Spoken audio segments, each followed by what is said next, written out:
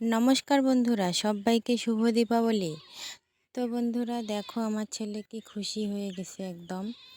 আমার ছেলে শুধু ফুলঝুরি জ্বালাইতেই পারে, তাছাড়া বোম ঠোম ফাটাতে পারে না। আমার ছেলে এখনো ছোট তবু সেই শখ, একদম বলে মা আমি বোম ফাটাবো, সেই শখ। তো দেখো, আমিও ছেলের সঙ্গে ফুলঝুরি দিয়ে একটু আনন্দ করছি। তো আমার ছেলে খুব খুশি। এই যে দেখো, এটা আমার ঘরে নাই শেষ রান্না করতেছি, গ্যাস থেকে আগুন নিয়েও আবার এটা ঘরেই করতেছে এখনো।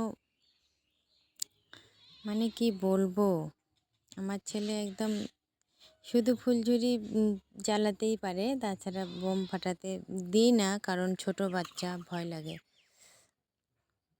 তো আমার ছেলেকে দেখো, আমি একটা ছেলেকে